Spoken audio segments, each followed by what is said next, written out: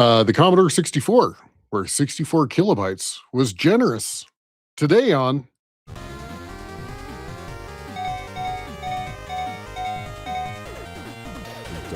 Don't long load over the intro. That's right. Don't long load. Oh, you gave me the host credit. That's cool. Yeah, but you're going to do most of the talking. Welcome, everybody, to another episode of Press Me to Cancel, your favorite retro podcast, and we mean it this week. I'm your host this week, Sick Jake, and I'm joined by Sinistar. Sinistar, how you doing this week? I'm doing well. Here in the United States, I have a 3-day weekend. I'm stoked. Awesome. I am jealous, for sure. This week, we are talking about a very cool device, something I know Sinistar has been really excited to talk about, and I'm very interested in, and that is the Commodore 64 Ultimate, which is, well, we'll explain it in a few minutes, but I mean, I feel like growing up, either you had a C64 in North America and Europe, or you knew somebody who did. I certainly had a cousin and a friend who had one, and I've played a little bit of using one back in the past, but I've never thought about having to use one in the modern day, but that's now a reality with this special project, Commodore 64 Ultimate. So let's honestly just get right into it. Sinistar, I want you to explain what the C64 Ultimate project actually is, and maybe how much you know about how it came to be, because it's a very interesting story. Yeah. Obviously, I may get some facts a little wrong. I'm gonna precurse and say, hey, if I get it wrong, do your own research. um, Yes. No, do your okay. research on YouTube. Yeah. Well, actually, funny enough, there is some truth to that. So we'll start there. So there's a channel called Retro Recipes on YouTube. The primary host is Perry Fractic, and his wife joins him as well. Can't remember. Anyway, his name is not Perry Fractic. It's actually Christian something, and I don't remember his whole name. But he basically he's a Commodore stan. He loves Commodore 64. He's even built like a Lego Commodore 64 case. Put in a software emulator, the whole thing. But he wanted to basically try to do some Commodore 64 branded work. And he basically reached out to the current copyright owners, the current trademark owners, and said, hey, what's it going to take for me to, can I pay you a royalty? Can I pay you a fee, et cetera? And basically this company said, what if we just sell you Commodore? Because what are they using it for, really? Because up to this point, I know there was like a C64 Mini, which is one of those, tiny little devices, heavily on the emulation side, not very accurate, more of a novelty thing. You have one, but I mean, since other than that, Commodore hasn't done anything in decades, right? So, how wild is that? Yeah, he pitched the company. Yeah, and it's funny because he was like, okay, this is going to be stupid expensive. Now, for a layperson, we're not talking a small amount of change, but for a corporation, I think this was. This is where I may get some facts wrong. I think it was single digits, millions of dollars for the entire Commodore trademark. Now, we can discuss later Amiga because Amiga was sold off separately. So that is actually not part of this purchase. But everything Commodore trademark that was not the Amiga, so the 64, the VIC-20, the chip production MOS, which we'll talk about also as far as like my childhood goes in a bit. They basically said, what if we sell you this? And he went and found some investors, plus his own money, obviously. Yeah. And he purchased Commodore. And it's interesting because when he started this process, he then kicked off, it was like a Kickstarter. But instead of being like, it was crowdfunding. Instead of being like, hey, we'll see if this succeeds, you could go and pre-purchase one. You could pre-order one. And basically that actually part of that was the funding to purchase the Commodore name. And so he decided as part of this, kind of the first thing he was going to do was try to make a modern recreation of the Commodore 64. And obviously, since he has some trademarks and stuff, he probably could have looked at something like reproducing the 6510 chip that was in it or 65, et cetera. But he basically went to some other creators in the retro community and he said, "Hey, you've been working on projects that are awesome. Why don't we get together and let's combine this thing?" And so he looked primarily for the technical piece. He went and talked to an online creator called Gideon, who has created what's called the Ultimate 2 or Ultimate 2 Plus, which is kind of like it's essentially kind of an FPGA take of the Commodore 64. And we've talked Yeah. about FPGAs before. FPGA is as close to replication as you can get of the original hardware. Yeah. Obviously, there's, it's up to how well it's programmed, but it's not software Yeah. emulation, it's hardware emulation. And like the So, hardware emulation on the cores for the Mister, a lot of them are very, very mature, especially for the older computers. yeah. And I know Gideon's been doing this for quite some time, Mhm. and is well renowned for the hardware boards he's producing. And Yeah. as close as you're going to get, as cycle accurate as you want to throw that term around as you're going to get for a C64, Yeah. especially for the age of the computer versus now. So yeah, incredibly accurate. Some of the videos with him, the interviews are very fun. He's definitely an interesting character in interviews. I like how he signs his names on the circuit boards. Right? Like Uh-huh. it's pretty interesting, but it's very Well, smart that's a of this gentleman from YouTube who bought Commodore to go to yeah. somebody who has done the work already and just whatever the deal was, whether it's licensing or a cut of the deal, go to somebody who's Yeah. well respected in the community, somebody that fans are going to know. Hey, I wanted one anyway, and I know the parts are going to be good. So all we need is a great case and a great keyboard to match with it, and it's an awesome deal, Yeah. right? An awesome project. Yeah, and so and by the way, signing the motherboard is actually like that is Commodore did that way back in the day. Oh, And did so they? this is kind of well, I think they actually pressed it into the case underneath in the inside of the case. Okay. But yeah, they had all the signatures from the original creators and developers. Uh and then so on top of talking to Gideon and getting all the technical pieces, so the FPGA, all the enhancements to and we'll talk about the enhancements as we go through. Yeah. Um, but he basically was like, "I need a case and I need a keyboard." And, there were people in the industry that had already done those pieces as well. So he basically brought the 3 things together Yeah. and said, "Hey, we're gonna brand this. This is gonna be branded Commodore. This Yeah. is a Commodore 64."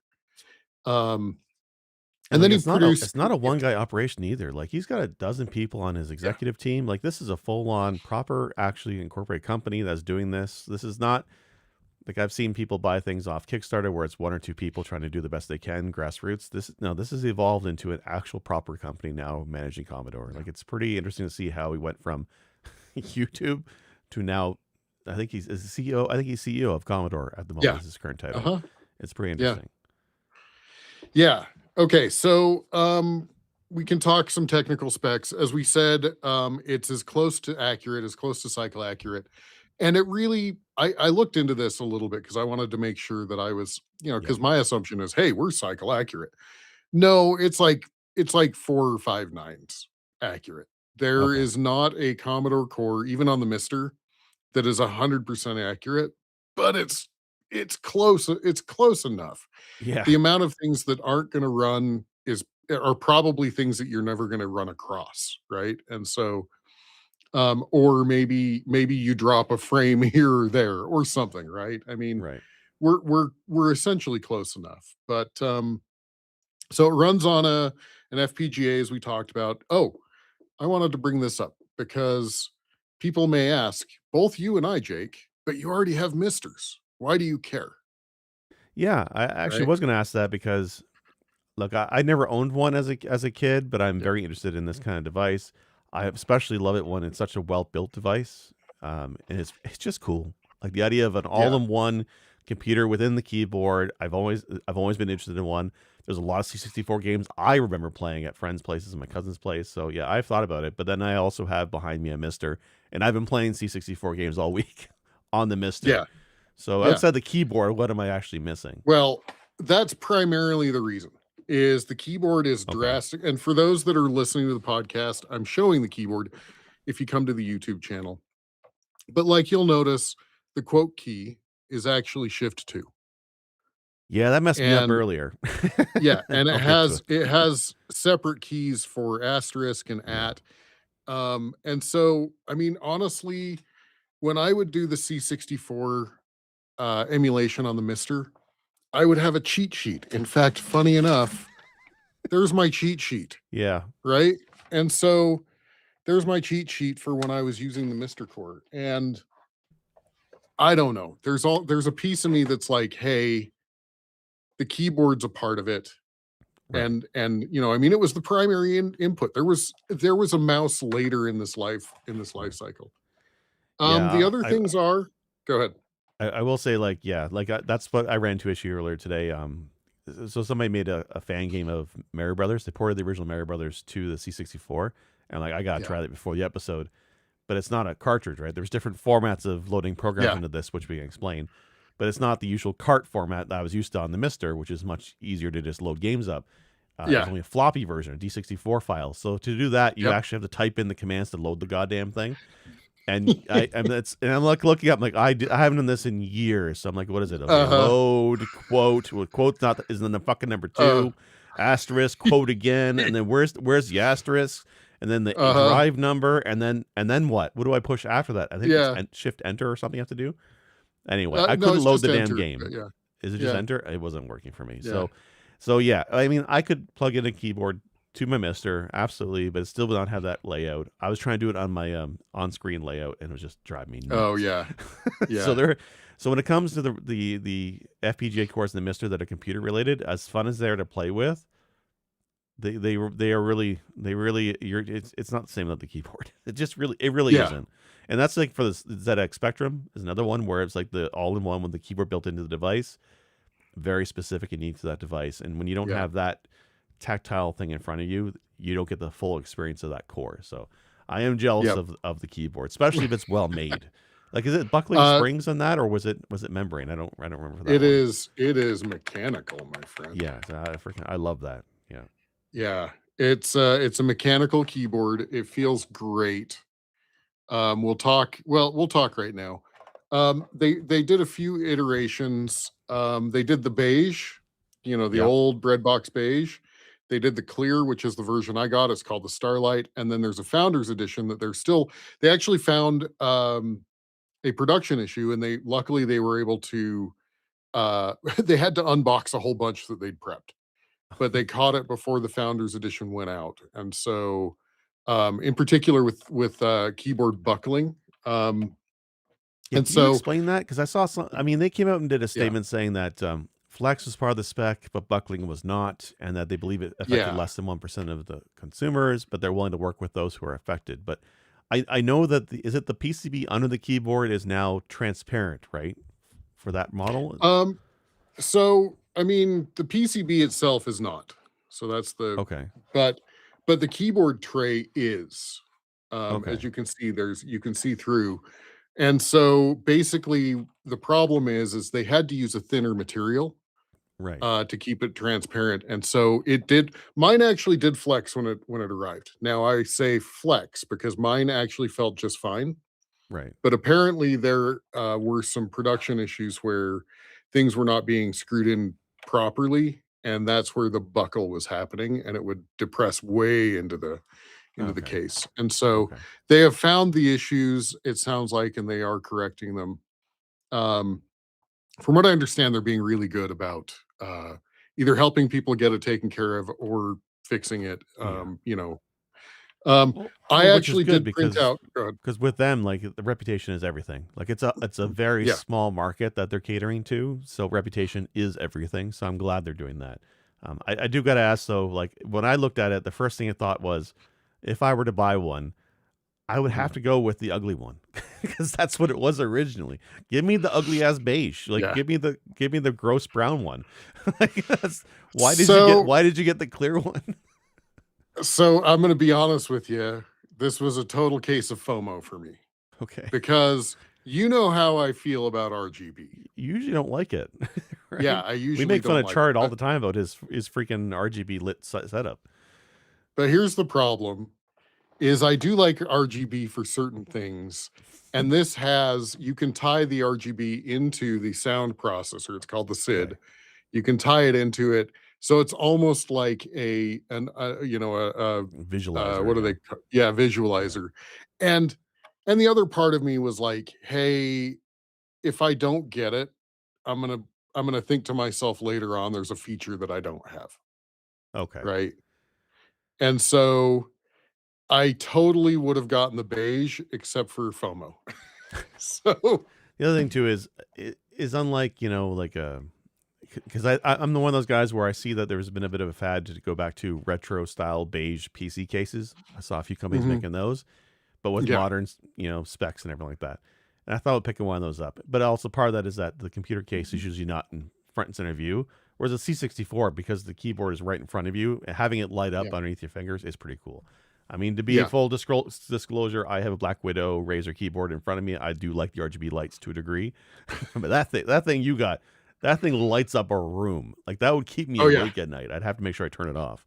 But it right, is very which cool looking. Yeah. yeah, which of course you can turn off all the Right. RGB, etcetera. No, I mean, but here's the thing. For me, it was totally about the feature that I would Right. miss out on because they did have the Founders Edition, which is the next tier up, and it added 24 karat gold plated keyboard. I thought And I did see once that. Yeah. again, I didn't suffer the FOMO over the Yeah. gold plated keyboard, right? Yeah. Because that to me is not a feature that I'd be missing out on. In fact, The I'd be worried that that plating would rub off and I'd be like, there goes my gold. There goes your gold. Yeah, what a waste of money. I think for me when I saw that one, because I very was very close to picking one up, but I'm like, no, I've got to get a Switch too.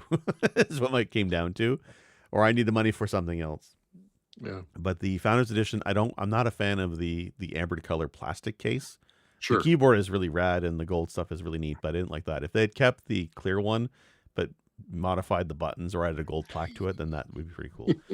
It's all frivolous Yeah, anyway. Like the whole device, sure. even the basic beige one, is very rad and it is very authentic and accurate to the original, which I appreciate.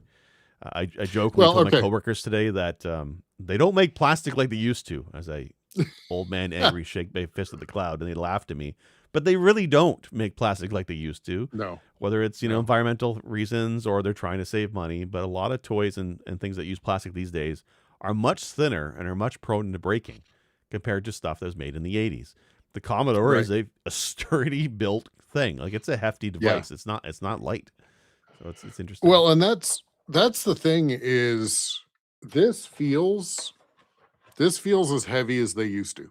So I Right. don't know if they've put weights in it or if it's just, I don't know. Yeah. Anyway, Yeah. real quick, I did want to point out, even though mine had some flex, Right. and I wasn't concerned because it wasn't buckling, but mine had some flex. There is a person that went and created a 3D model for a brace that you can put underneath. I printed it out in translucent and I did apply it. And now Okay. my keyboard has like zero flex whatsoever. That's good. So, yeah. So, okay. So while we're finishing up talking about why I would buy this, even though I have a Mister, um, all of the ports on the back, I may not ever get a C64 cartridge in my hands, but if I do, it would be cool as hell to plug it in, right? I may not ever get a monitor, an S video monitor, but it would be cool as hell to get an old CRTS video monitor and plug it in, right? Does I mean, it yeah, it has HDMI, but does it do analog and HDMI at the same time? yes, yes, it does. Okay, yeah, because the Mister does that, and that's one of my favorite Yeah, features. That's yeah, cool. Yeah, like the fact that it has the original like controller ports. So yeah, if you had a controller kicking around somewhere, or you want to grab one off eBay, or you can buy the recreation they do, that it uses the yeah, original ports is really interesting. I didn't even realize the C64 had carts until I got a yeah, Mister. Because growing up, my friends and cousin only had the discs, right? So it's neat sure, that there's a cartridge slot that you could use today. That's pretty cool. yeah, And I had heard that I was watching another video that SIDs, you called them the sound interface things. yeah. They're slots inside the machine. You could actually put your own into that board, from what I understand, if you wanted Yeah. to. Yeah. So it has 2 slots, so you can actually go up to 8 channels on this thing if you want. So by default, it comes out of the box with what's called Ulti-SID, which is an FPGA emulated SID. Right. But it has those 2 slots. And here's the cool thing: there were 2 produced SID chips for the C64 over the lifetime. Um, and you can actually mix and match. And what's really cool about that is they each kind of had a little bit of a different tone. Right. And so you can actually like turn one off, turn the other off, have them both on, so you can have that full experience. Have I'm not going to go chase an authentic SID chip. They have become Yeah. absolutely stupidly priced, Yeah. but apparently there is a product called an ARM SID that is more accurate than the Ulti-SID that's on this. And uh, there's the producer just created some new stock, and I can't buy it in the US. Oh, tariffs. Yep, Yeah. they Yeah. they they will not sell to the US. Yeah. Hopefully that changes in a Yeah, couple of years. It's just the idea that the device is that accurate. Like that's how authentic the device was built. That you could do it if yeah, you wanted to, and that's definitely a reason to pick one up.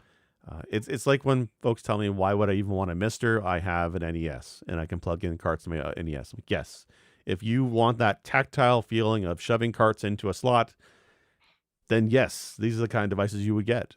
If you don't mind the all digital files, then a Mister is yeah, fantastic, right?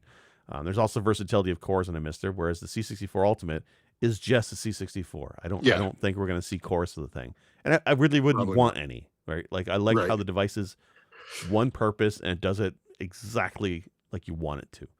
I So could see them doing a VIC-20 core for it. And the reason why is right, because it used the same keyboard and the okay, same tape interface and that sort of stuff. So I could see, because the VIC-20 came before the C64, right? right, I could see them doing that, but I also can see them saying, no, you know, we're not going to do unnatural on this thing, right. you know? So I know that okay, there's a VIC 20, and then there's a C16 and C64, and there's a C Uh-huh. 128. 128. Yep. Does that thing also do 128, or is it just No, this C64? one this one only does 64. Okay, I'm just So curious. where the Mister core, you can switch it into 128 mode. Right. So what that technically is the Mister core is actually technically the 128 core, because the There's 128, the original 128 had a 64 mode that you could put it in. okay, And interesting. so yeah. Okay, Um yeah. Um so far we've talked about really kind of the original, like how it kind of stays to the 64. We can start expanding out into the features that they've added to it sure. that kind of make it substantially more usable in the modern age. Yeah. So we talked about HDMI. That's huge. And the HDMI looks fantastic. And if you turn on the scan lines for the HDMI mode, it looks they are the best scan lines I've seen. I don't do scan lines on my Mister because I hate them. I do scan lines Okay. on this because it looks great. So So, to go in the weeds on that one, so I normally don't like scan lines, but I like them on the Mister because it has the shadow masks, mhm, and there's a lot of filters to it that it does look really authentic. Only if you can play at a really high res. So I'm mhm. doing 1440p, I think I have right now, and that one Okay. looks great. So and that's because the Mister has a really great scaler. So the Yeah. C64 must have a scaler in it. Do you know what the Yeah. maximum res is for HDMI on that thing? 1080. 1080. Okay, and the Yeah. scan lines look really good. Okay, so Oh, that's yeah. interesting. Oh, Yeah, yeah. yeah, and Um, the fact that you yep. can do that and analog is also really rad because this is a Mhm. computer that for folks who never grew up with one, I don't know anybody who had this on their desk. This is something you hooked up to your TV. Like you sat Yeah. in front of you usually had a big ass TV, probably booked in wood, encased in wood, on the floor, and you're sitting on the thing in front of it with the C64 doing your thing.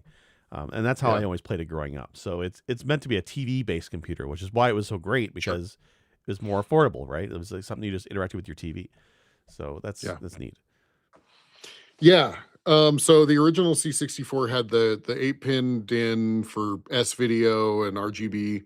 but it also had that composite out, which is probably what you Right. were seeing was people were connecting their TV to that composite out. This dropped the composite out, so it doesn't have a composite, but it does have that S video slash RGB slash Okay. the 8-pin DIN. It has the 8-pin DIN port. Uh, so the other cool thing, this is actually just totally like something I saw. I don't have an original, well, I want to see if I can hook it up to my CRT, but getting it to a VGA connector, it's basically I go buy another retro tank and do that whole thing again because VGA is a totally different signal, right? Right. Yeah. And so, but if you have the RGB, so I've seen people hook it up to the Commodore monitor. You can have the HDMI side handle the menu for the additional features, and it Okay. actually shifts the display over and pops the menu up on one of the panes Oh, interesting. on just Okay. the HDMI side. So, yeah.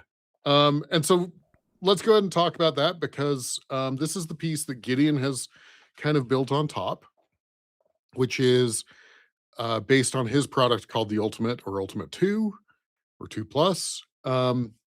And basically, what it does is it gives you a file browser so that you can load different, ROMs, whether they're carts, whether they're tape ROMs, whether they're Oh, floppy ROMs.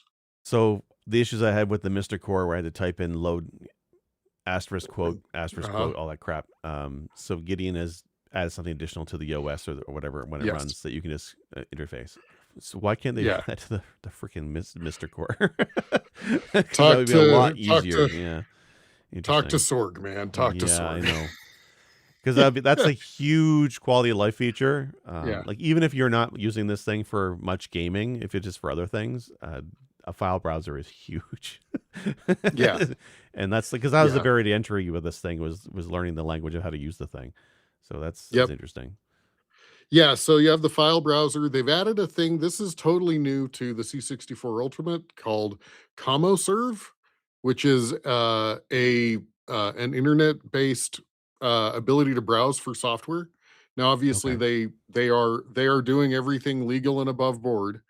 So if they were able to either acquire it as part of the Commodore trademark, or if it's something that's open, or if it's something that's Right. freeware, et cetera, you can browse their CommoServe. It'll either run it directly off of the CommoServe product. Well, I guess it loads it into Flash, or you can copy it down to your internal memory, whether that's an SD card or USB uh, flash card or flash device. So the software Um, you've been running and testing with, is that have you mostly been doing it the legal way or have you been doing it you got a library of C64 games? I'm just so I'm just curious. yes. Okay. So if you wanted to play No, things like, because a lot of C64 games have hit the age where they are abandonware, and it's not like I don't know, maybe abandonware is not a legal way of getting the software, but I yeah. see it quite a bit out there. So that's The interesting. uh the product came with it's a cassette tape. I have it put away right now, but it's a Right. cassette tape that looks like the original cassette tape that came with the original C64, but it's got a little flip out USB drive, which I think is clever as hell. But it's got Yeah. like I logged on to some BBSs last night because Which that was a whole ass thing back in the 80s and early 90s.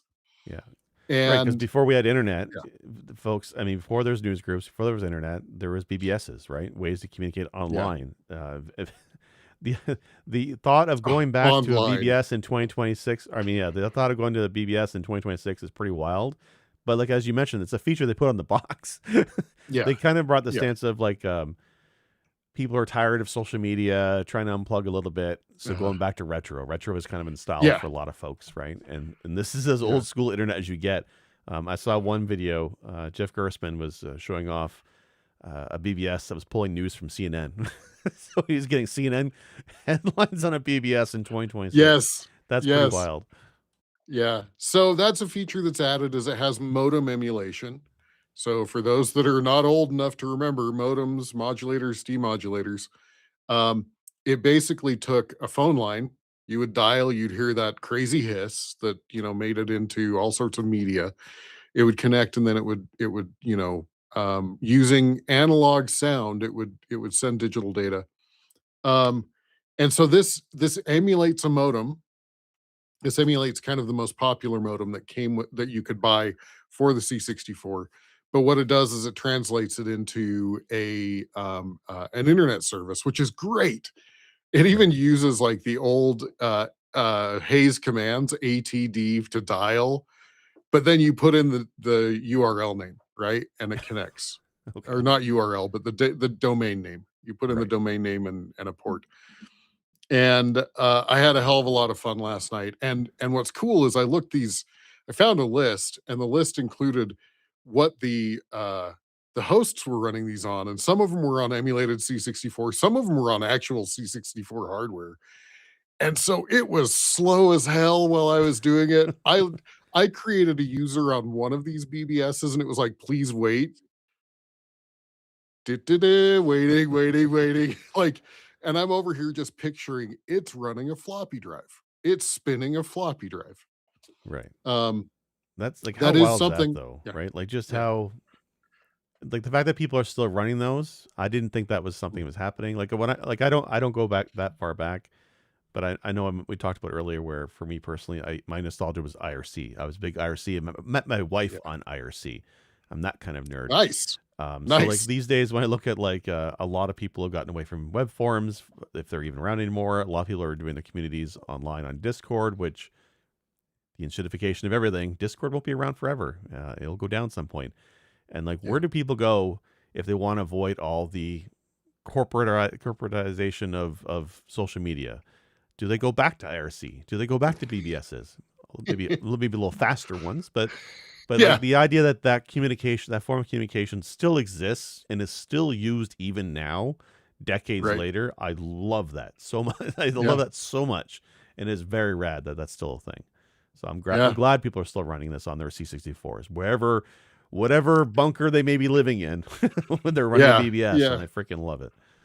Yep, yep, exactly. It can load. So just like the Mister. So let's talk ROMs.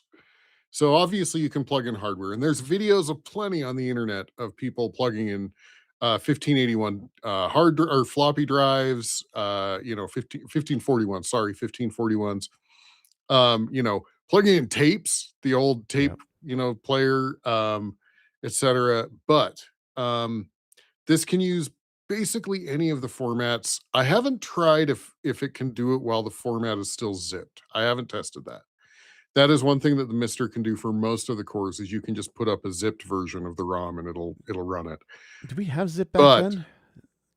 well, no, so this would be Something like added on. modern. Yeah. Okay. Well, if you go, this would be handled by the piece that Gideon's done as part Right. of loading the ROM.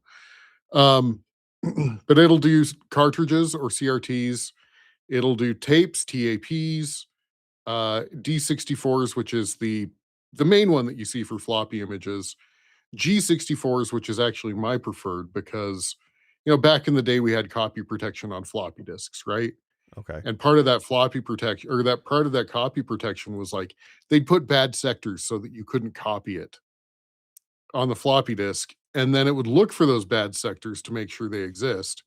Well, Okay. G64 is essentially a D64, but it has the additional metadata that has bad sectors, and so it's Huh. it's a more accurate version of So the original disk. so back then it still would have been a disc.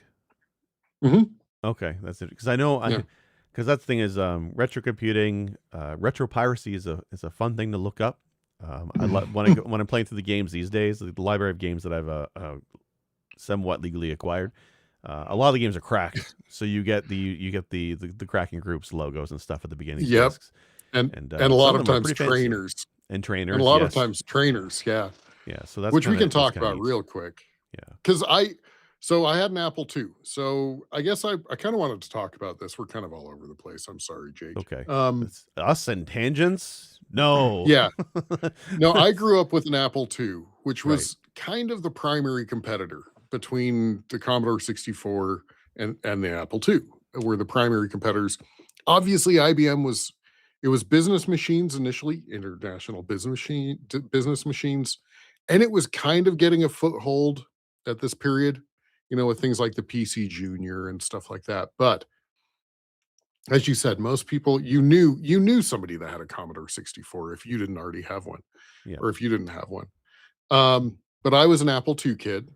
They actually run the same processor, the Commodore 64 and the Apple. In fact, the Apple's chip was produced by MOS, which is Commodore's hardware, their chip Right. making division. Um, and so I also had to find copies of software. And so, back then it was BBSs with things like what was called X modem to do transfer or Z modem to do transfer. And yeah, you'd get a cracked version. It'd have the cracking, uh groups logo and maybe even a little demo at the beginning with Yeah. some lights and Demo music is sound, a thing. etc. Yeah. Yeah. Yeah. Um, in fact, a lot of the demo scene that's just demo scene altogether came out of those cracking groups. They're like, Right. cool, we're cracking software. Why don't we do these big production demos that just show off things? Um, and then of course trainers. We mentioned a minute ago trainers, but trainers were kind of cool. It's like built into the crack for the software was an action replay or Yeah. a Game game Genie. genie or whatever Yeah. you want to call it. Yeah. And so it would have things like, hey, do you want infinite lives? Do you want infinite health? Do you want, and you could turn on and off those things and then play the game. So, and by the way, TOSEC, which is the online software or whatever, I don't remember. They're the ones that go and like catalog all of the ROMs. Right. They catalog even the cracked ROMs with trainers and stuff like that. So you Yeah, can go, it's a legit yeah, because it's a legit re-release of a game in a lot of ways, and it was common enough that a lot of folks are familiar with the cracked version than the official version, right? yeah, And the slight changes that might have resulted from that, because some of those cracked versions have sometimes they're missing sound, right? Sometimes the graphics are a little bit yeah, different, yeah, and sometimes it's just yeah, the cheats that are added to it, right? So, but it's neat. It's like cataloging bootlegs. Like it's a yeah. part of gaming history, whether it was legal or not back then. And so I like that they do catalog it. That's pretty Yeah. cool. Yeah, so D64s, G64s, there were a handful. There was a later floppy drive released, the 1581, that had larger capacity. There were only a handful of games released on it because Right. it's kind of that whole thing of like, hey, most people have 16 gigs of RAM, so let's develop everything for 16 gigs versus a few people have 32. Um, this was most people only have the 1541 drive, not the 1581 drive. But if you see a ROM that says D81, that's for the 1581 drive. It'll be a larger ROM. I think they were Right. 800K or something. So if you wanted to Yeah. use one of those ROMs on the C64 Ultimate, does it work, or do you Uh-huh. need to actually plug in the separate floppy drive and do it the old fashioned way? No, you go to the file browser, And it you just find the supports ROM, emulates it. Yeah. and Okay. yeah, and so instead of saying run disk, which is the feature that does all of the fanciness for you, you can say mount disk. Got it. Okay. Um, and you can even mount them read only because obviously there was some software that wanted Right. read only disks and stuff like that. So um, it is as we talked about cycle accurate. The floppy drive is cycle accurate too. Right. So if you load a ROM, go grab a coffee and hold on to your butts for a little while. Now there are some ways around it, and I'll Okay. talk about those if you'd like. Yeah, Um, because I wonder if I was running that issue with the Mister because the carts load very very speedily because they're carts, right? mhm. But I Yeah, noticed getting a lot of black screens when I was messing with the discs. Now I wonder if it yeah. was not I was having issues. It was more that I was impatient and not they're not loading. It could be. So it could be you were impatient. There's also games. Check if you're running NTSC or PAL mode because there are some Oh, games that will right, go black and not load if you're in the wrong mode. right, So double check that. But so the Mister actually, if you look at the C64 core, I believe they have already defaulted to what's called Dolphin DOS. So there was the original Commodore DOS that loaded. It's that blue screen that gives you the right. memory output and gives you a cursor. Um, That's the one that just basically loads everything sequentially and really slow off of a drive. There was a cartridge that was produced by Epix, the same people that made California games Yep, I and know them all of well. those. Mhm. But there was a cart called Fast Load that they produced that you can mount that on your Mister or you can mount that on your C64 Ultimate. And in a lot of cases, it'll speed things up, but it's also kind of a hack. But there was a company that produced what's called Jiffy DOS. Okay. And it actually was like it required you to replace the ROM in your floppy drive because it adjusted the speed of the floppy drive as well. So you can go you can go buy Jiffy DOS for either the Mister or for the Commodore 64 Ultimate, and it gives you a ROM for the DOS portion and for the drive portion. Huh, And so okay. you can load those in and it'll load. I mean, it's still, it'll be loaded by the time you're walking back with your coffee. It's a different time. It was a Yeah. different time. Yeah. It's like one of my kids nowadays. Like we were watching a movie earlier today, and it was one of the ones that was on Plex, but it was one of the ones that was Plex run. So there's ads. So every like 20 minutes, there's a 3 minute commercial break, and the look on Uh-huh. my daughter's face, she's like, "Again, commercials again." I'm like, "Kiddo, you don't know how lucky you are not to have commercials every 5 freaking minutes." That Oh, this yeah. instant online, and I'm guilty of it too. Like when I'm playing games on the Mister, or people who are playing games Uh-huh. on an EverDrive, you just flipping through games every 5 seconds. Like it's great, Yeah. it's fun. It's not what it was back then. Like even the old NES, you had tapes, right? One Yeah. at a time. It was a Yeah. different time. so Yeah. so it's need to be forced to go through that process of loading the games up, especially if you're looking at the Yeah. ones that are on tape. Tape Oh, is yeah. wild tech that worked back then, where the idea was all the data was on tape, and the Yeah. computer has to listen to the audio on the tape, and you have to rewind Yep. it and all that. That's crazy Yep. tech that was a thing, but Yeah. that's what they did, and it was awesome. Yeah. And the moment it's like, hey, I have to write data, so press the record button on your tape device. Yeah, Yeah. yeah, Um, yeah. So I mean the thing, it's it I love the thing. I've had it a couple weeks now. yeah. Um if you're a new listener or you missed our Sisyphean challenge episode last week, I'm doing a game. My Sisyphean game is going to be played on this. Now, to be fair, it plays old school slow as well. And that's another thing that this device has is you can turn on overclocking. Okay, There is an turbo mode. overclocking mode. Yeah, Yep. And you can take it. So that chip ran at 1 megahertz back, the original right. chip, 1 megahertz. You can take this thing all the way up to 64 megahertz, I think. So when Good you do luck if that, it's if yeah, good if luck if you the timing is not based on like something or yeah. I was gonna ask, like, if you're playing like the Great Gianna Sisters on that thing, which is a Yeah.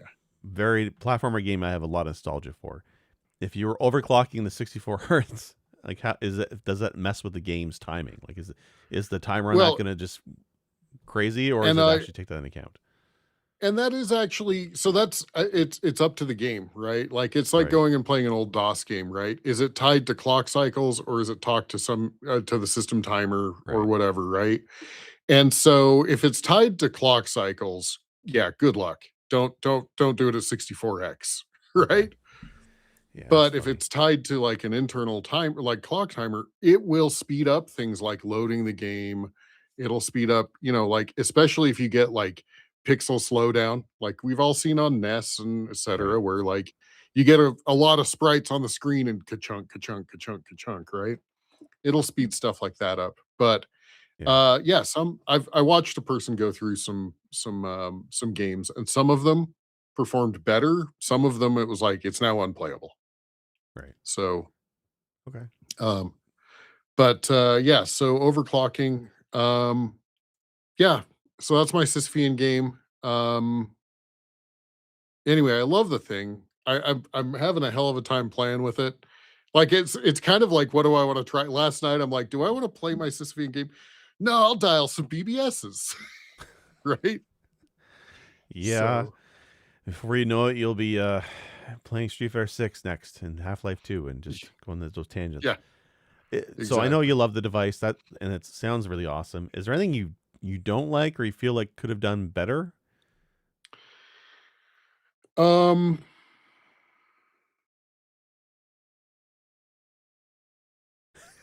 that's a That's good question. Um, because like they definitely made improvements to the device. They brought some modern yeah, conveniences. The file browser is genius. right. And definitely the turbo Yes. mode is awesome. And just like there's a lot of great stuff there. But is it, like I'd heard that I know that you can stream it online, I think. Like you can connect it over the Yeah. network to stream. I heard that Yes. was a little bit That's janky for some cool. folks, but It's it's neat it's though. janky, but it's cool. Yeah.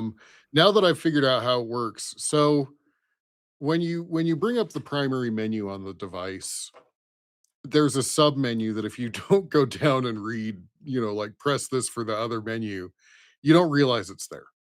And you'll go set up the streaming, but it won't work. Well, it's because you set it up, but you didn't turn it on, and that turning on is in that sub menu, right? Got it. Okay. And so, yeah, so there's that. The things that I probably would complain about is the USB ports. You can't use controllers in the USB ports.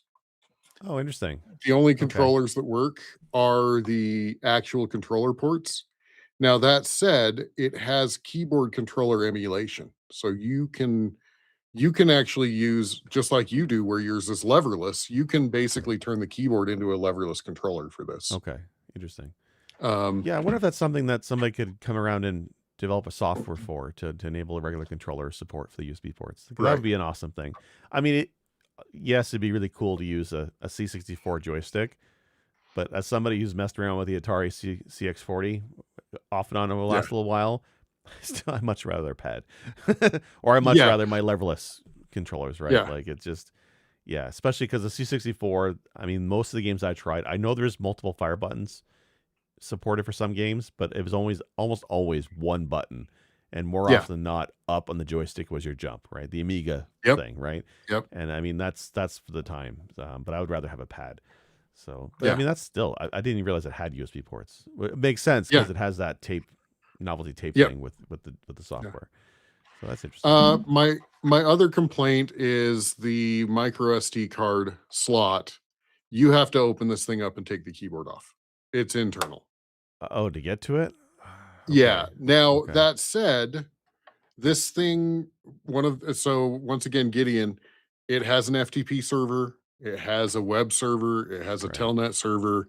So you can manage all of your files on Yeah. that SD card from the network. But plugging in that thing, you have to open it up and Crack get it under the open. Yeah. keyboard. Yeah. Yeah, it's interesting they didn't add that to the back. I mean, it's fine. Like Right. once you've, like you said, once you got it installed, you're never going to open it again, and that's totally fine. But like that's like with Yeah. my Mister as well. I have mine embedded in an arcade cabinet behind me. I never go back there. I don't need to. I just FileZilla into it and do what I need to do. So that's interesting. Actually, Exactly. web interface actually I use for mine most of the time now. Um, Yeah, and the web interface is cool. You can even do things like uh you can send it code. right. So the web interface will have a little like box that you can go create a whole bunch of basic code and paste it and it'll send it over. So, the old days where like the magazines had, you know, Oh, 400 line type read it. in. Yeah, To make you could games, go yeah, and you'd have to type it out yeah. by hand to run it. Yeah, Yeah, that's you could funny. go copy pasta this and try it out, right? And so via the web interface. So, That's pretty yeah. cool. Yeah. Yeah, the all of the features that are built on top are really well done. I've been surprised. So, Has trying has to he think if s- there's anything else. Yeah, go ahead. has he said how many of these he's sold? Do you know? No, but from what maybe he has. The 10,000 is coming to mind. Okay.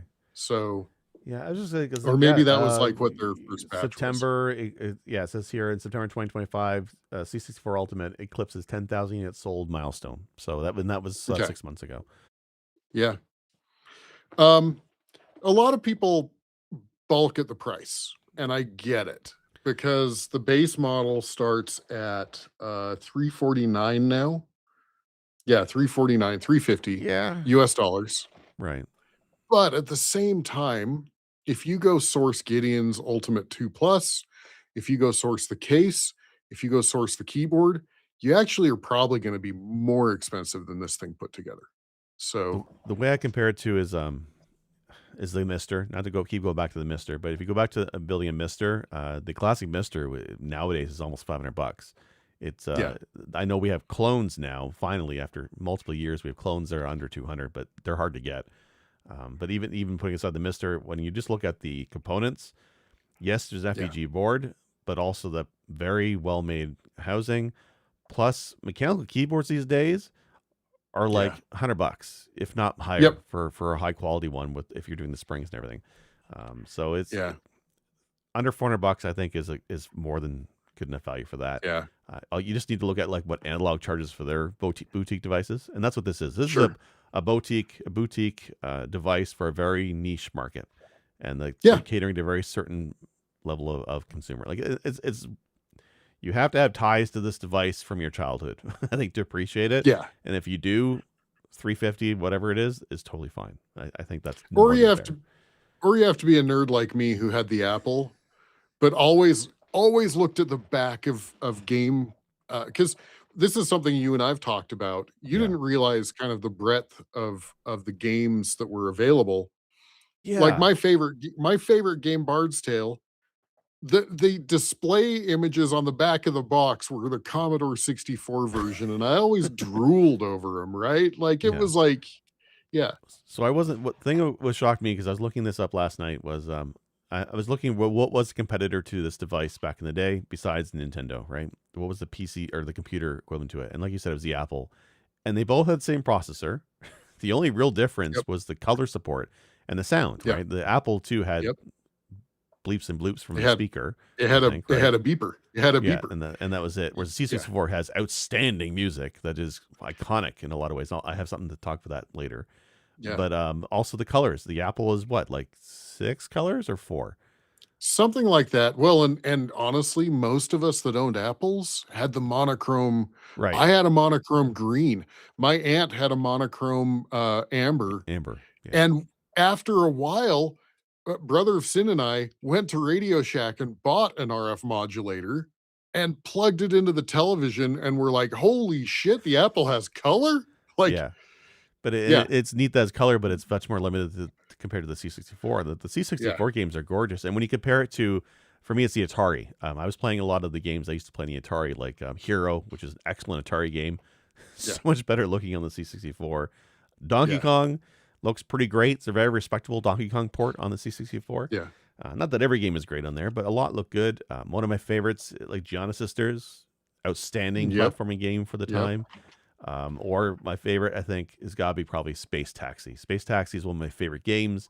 For those who don't know, Mhm. it's think Crazy Taxi, but it's a 2D lunar lander clone, basically. But it has Yeah, digitized voice, right? Like your yeah, taxi's there on the yeah. pad. There's multiple pads on the Taxi. stage. Yeah, hey taxi, and you go over to it, and it's not the same voice. I mean, they modulate the voice so it No, sounds yeah. different.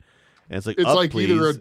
it's either like a deep voiced dude or like a high Yeah, pitched whatever, it's really well, and I well love done. that it's like pad 2. Like, you can actually hear that it's Yes, saying pad 2, right? yeah. And so, It's really yeah, cool. But in terms of while we're on the topic of sound, one of the cool things that I found out, I guess, was last year. There's a there's a Disney movie called Elemental. Uh, it didn't do very well, but there's a stadium sequence in the movie, and there's like a song playing in the stadium, and I'm like, that song is catchy as hell. I love this track. And I had to look it up, and it's a remix of Zombie Nation by Kerncraft uh-huh. 400, which is like, Yeah, I mean, I'm not it's like a you great got you song. and Chart are the music buffs. You Chart and Wolf are all music buffs. I am not, but I know a Yeah, good track when I hear it. So I looked it up, and like this track is 20 it's a years great old. track. It's a It's a great great track. track. I'm like, this is great. It's based. It sounds like the old computers. And I looked up on it, and the riff of Zombie Nations was actually pulled from a C64 game called, was it Lazy Yeah, Jones? And I something was, like that, yeah, yeah, and like, and you play Lazy Jones, and sure enough, I'm not gonna say here, but the core beep is there, so they lifted it from this yeah, game. And yeah, I found out that not a lawsuit, but when their song became popular, they reached a deal with uh-huh, the creator of the game because this is a song that is played stadiums nationwide. Like, it is super popular in Yeah. stadiums. So it's just wild. But that's music was that iconic for that generation, right? Like, as much as Yeah. like C64, the Amiga, just Yeah. something about those computers had outstanding music, and that was very influential for a lot of folks overseas as well in Europe.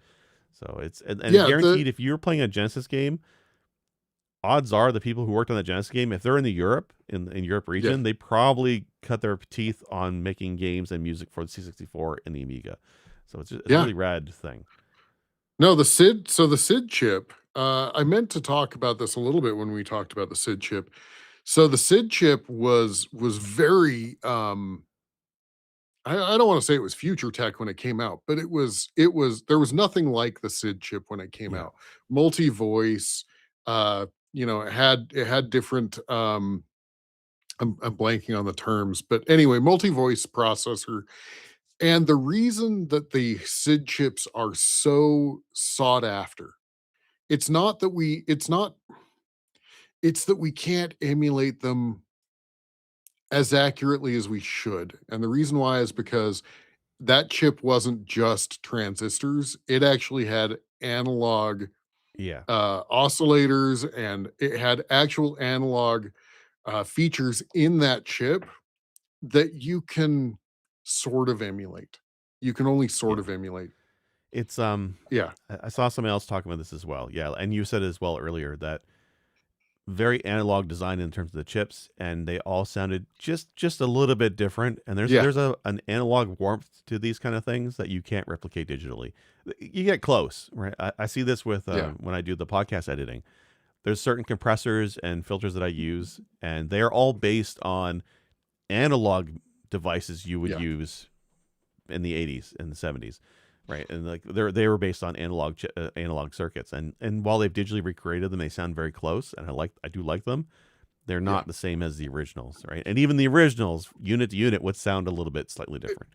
So it's Right. kind of cool. I kind of want an analog compressor. I just I cannot afford the grand that they cost, and I don't have space for them. Yeah. But that kind of Yeah. stuff is very cool to me, right? It's like there's something about, even the old tube TVs, CRT TVs. There's something about having Yeah. a CRT TV in front of you and playing games on that versus trying to play it on the crisp, clean HDMI output. It's not the same.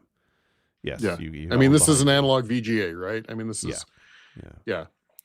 So it's pretty cool. Yeah, so and from what I understand, I would love to get one of the ARM SIDs. So it's an ARM processor that they figured out how to emulate some of those analog pieces. Yeah, And um I would love to get one.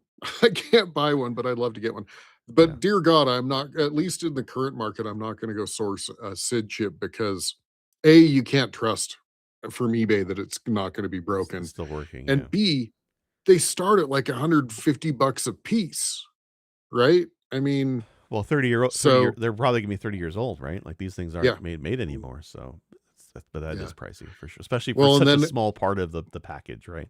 yeah. Well, and then of course there's also like, do I want the 15 whatever, or do I want the 885 whatever? Like, because they, as you said, they all have different sound.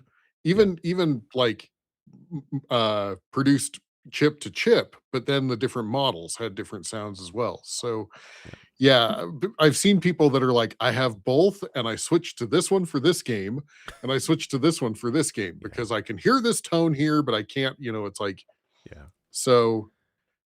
It's That's pretty cool that's the stuff. one piece I may, if we can figure out, tariffs or whatever, or if I can figure out a local distributor, I may get an ARM SID or two for it, which is obviously a lot less than buying an actual SID chip because they're not made anymore, right? That's right. Yeah, So that's pretty cool. yeah, Is there yep, any other games you've played that on the C64 that you just want to call out?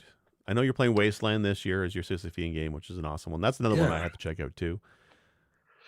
Well, so I had my son, my youngest, who still lives at home, come in, and we basically spun up a bunch of games. We spun up Load Runner. You remember Mm-hmm. Load Runner? Yeah, Mm-hmm. we spun up Load Runner. Load Runner still holds up. We spun up Gorf, which is like a Space Invaders kind of copy duplicate thing. Right. We spun up BC's Quest for I Tires. love BC's Quest for Tires.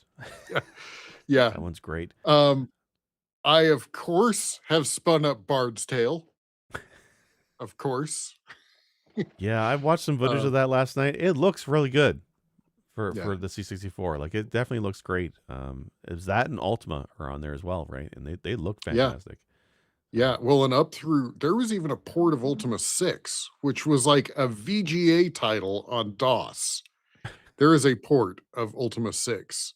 It's official. It's an official port. Now it's very stripped down, Right. um but all the way up through Ultima 5, it was like those were originally developed on the Apple, right? And so Yeah. they are because Lord British was an Apple stan.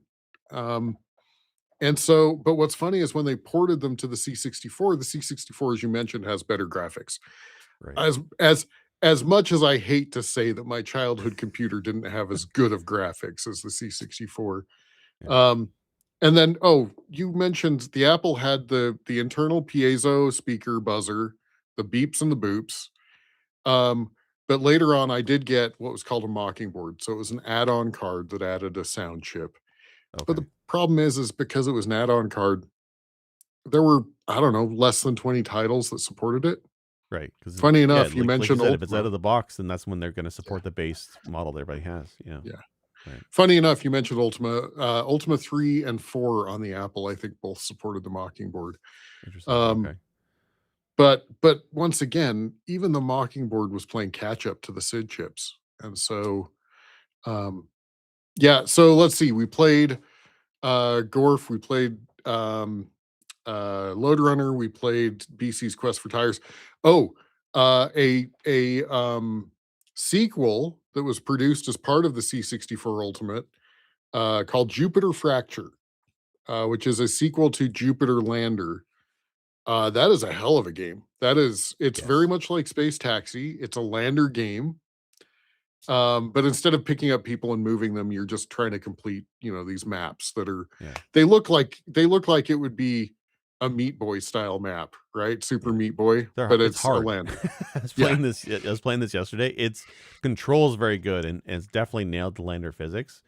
But it's lander, but they've added gameplay mechanics to it. Like there's like force fields where you have to Yeah. gas power your way through them. Uh-huh. And I got to the one stage where you have to go down through it, but you can't go too much because you have to flip back around to slow yourself Right. before you fly into the ground. It's really fun. It's really well Yeah. done, and it looks really graphically really cool.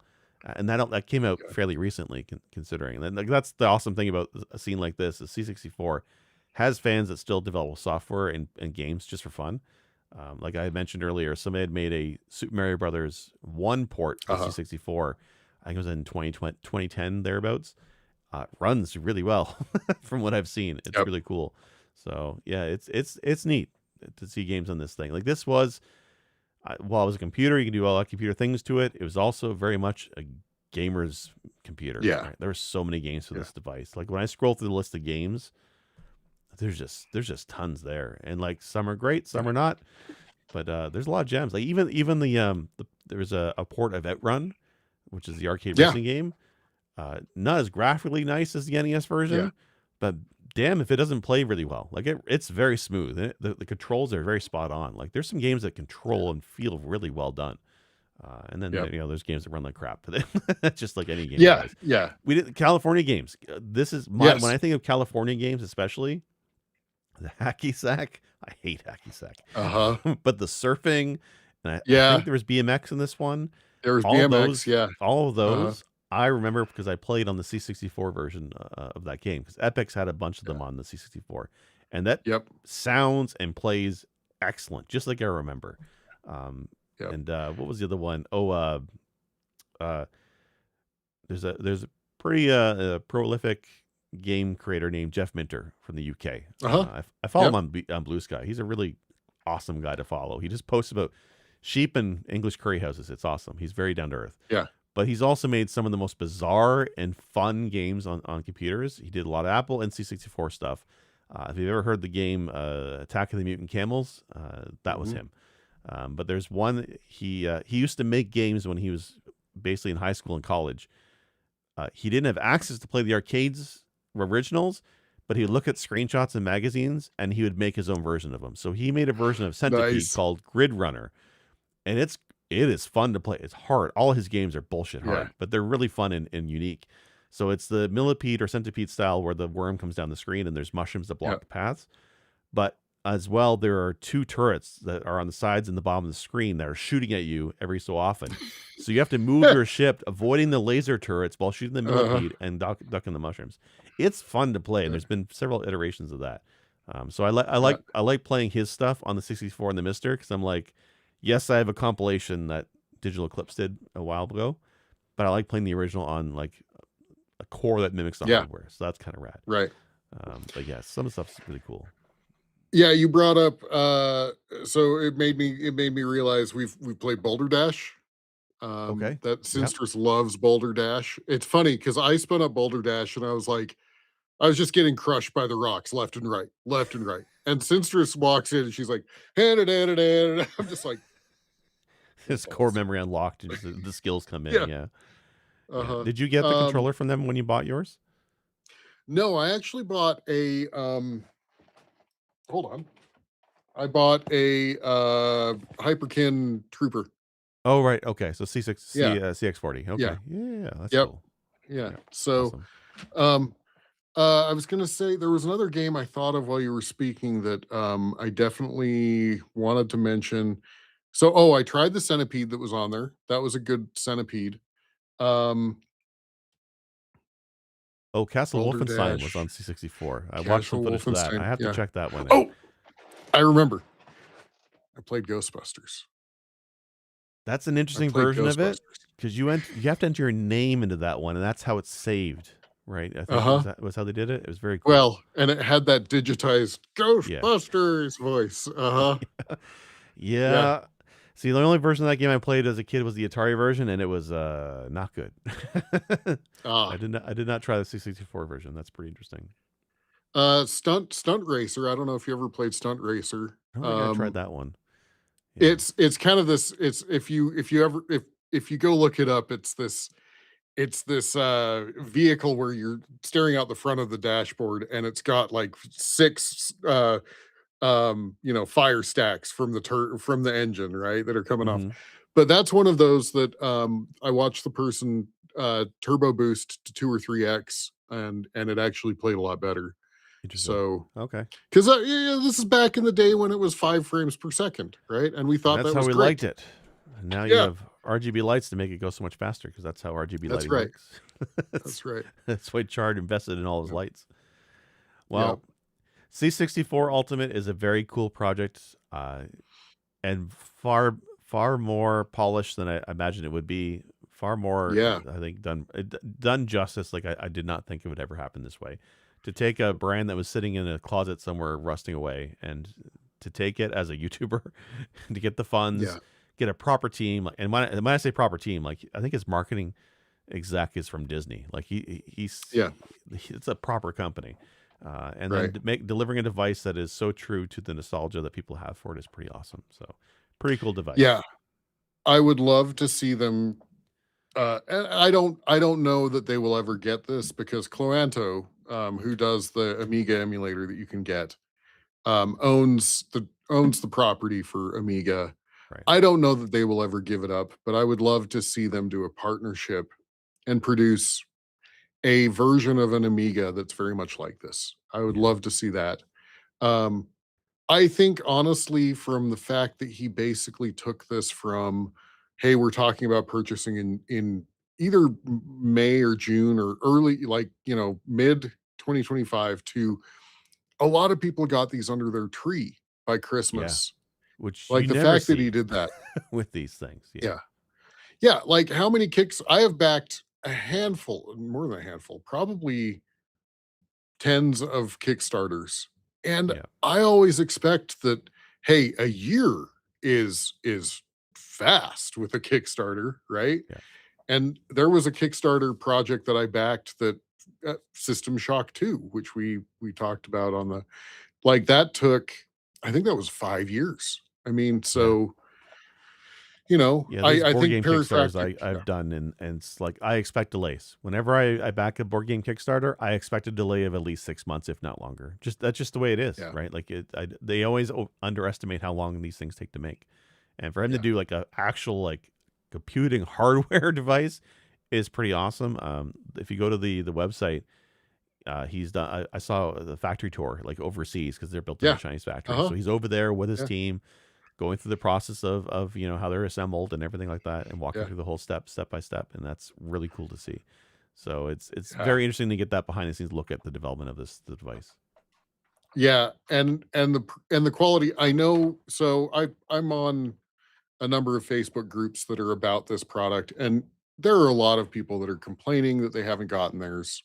Obviously, Yeah, they're going as fast as they can, right? And there are people that are complaining about either the flex or the buckle. But I mean, aside from that, like the quality, it's regular Phillips screws to open it. And there's right, no label to pull off. There's no void your warranty to open this thing up. But these screws don't go into plastic. They go into actual metal nuts that are in right. the case. I mean, so Yeah. they're doing their best. And yes, there's going to be some outliers. Yeah, and I think So it's one of those things where like they've been pretty responsive to any issues with the quality control of the device. So, I mean, it's one of the things where you look back 6 months from now and see where they stand. But so far, it yeah, seems like a really great launch. I mean, for the most part, outside of that flex issue, every review I've seen has been pretty glowing. That yeah. this is how you do justice to your nostalgia purchases Right. for hardware. Right.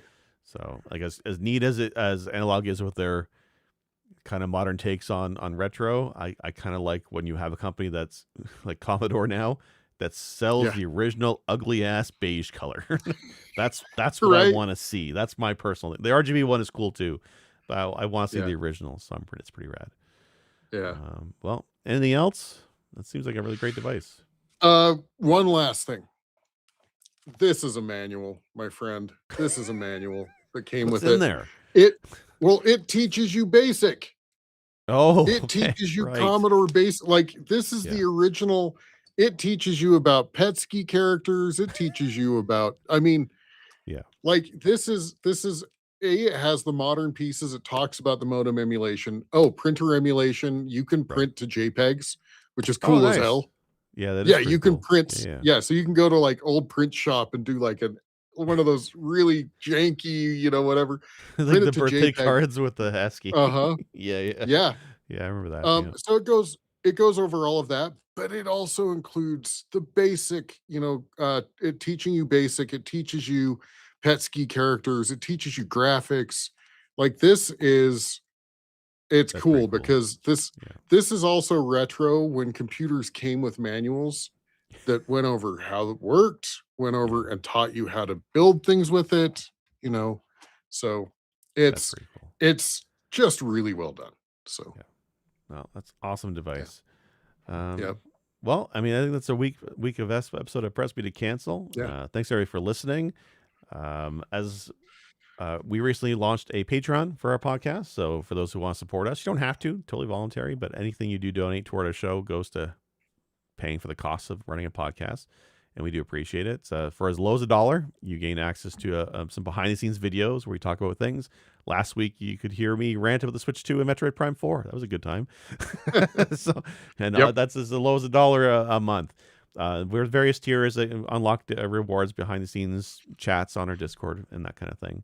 And if you sponsor at our Circus Charlie tier, we shout your name out. So we have two people who are supporting higher than that tier, and that's Enthusiast Jeff and Von Beardley. Thank you again, guys, for your support.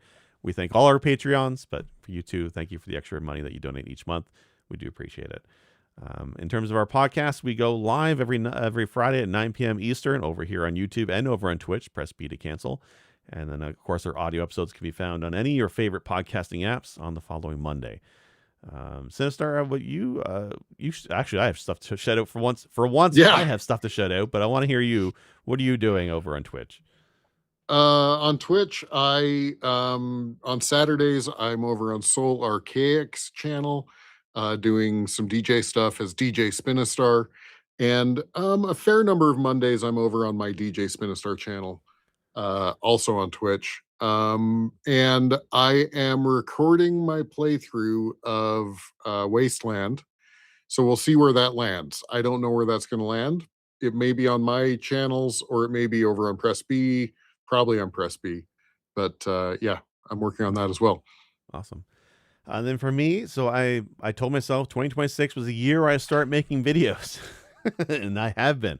I've made a bunch actually, and they're scheduled to drop over the next couple weeks.